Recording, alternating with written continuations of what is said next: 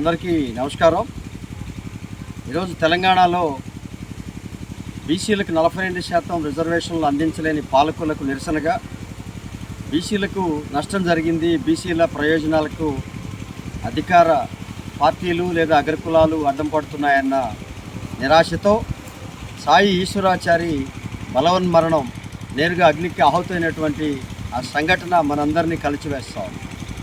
ఎందుకంటే ఎన్నాళ్ళ నుంచో బీసీల ప్రజా ప్రయోజనాల కోసం, బీసీల రాజ్యాధికారం కోసం పనిచేస్తున్నటువంటి అనేక సంఘాలు చేస్తున్నటువంటి శ్రమని, అలాగే ప్రభుత్వం కూడా ఈరోజు స్థానిక సంస్థల్లో 42% రిజర్వేషన్లు ఇస్తామని చెప్పి దాన్ని అందించినట్టే అందించి అందకుండా పోయినటువంటి ఆ యొక్క రిజర్వేషన్ ఫలాలకి వ్యతిరేకంగా, ఆ యొక్క అందని ఫలాలకి నిరసనగా, నిరాశగా ఆత్మాహుతికి బలిపడినటువంటి సాయి ఈశ్వరాచారి ఈ యొక్క పుణ్యాత్ముడు, ఆయన అమరజీవి.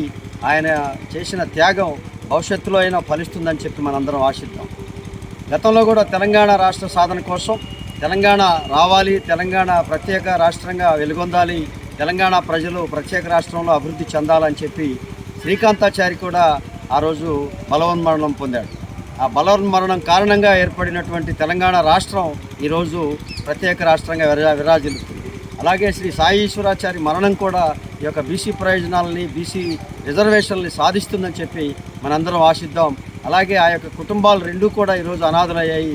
వాటిని ఆదుకోవడంలో, గతంలో శ్రీకాంతాచారి కుటుంబాన్ని ఆదుకోవడంలో ఆ బీఆర్ఎస్ పార్టీ ఆ యొక్క శ్రీకాంతాచారి ఫలాల్ని, శ్రీకాంతాచారి మరణం గుండా వచ్చినటువంటి తెలంగాణ రాష్ట్రంలో అధికారాన్ని అనుభవించారు, కానీ ఆ యొక్క కుటుంబాన్ని ఆదుకోవడంలో వాళ్ళు చాలా వెనకబడ్డారు, వాళ్ళని నిర్లక్ష్యం చేశారన్నది మనందరికీ తెలిసిన విషయమే.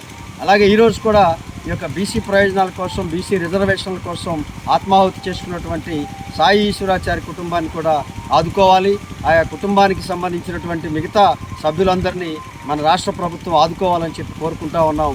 అలాగే ఈ తెలంగాణ రాష్ట్రంలో ఉన్నటువంటి లేదా ఇతర బీసీ సంఘాలందరూ కూడా ఆ కుటుంబానికి అండగా ఉండాలని చెప్పి కోరుకుంటూ, ఏదేమైనా బలవన్మరణం ఈ యొక్క తప్పైనప్పటికీ ఆ యొక్క సాధనలో వారు ఎంతో స్వతంత్ర పోరాటం చేసినట్టుగా మనందరం భావించాలి.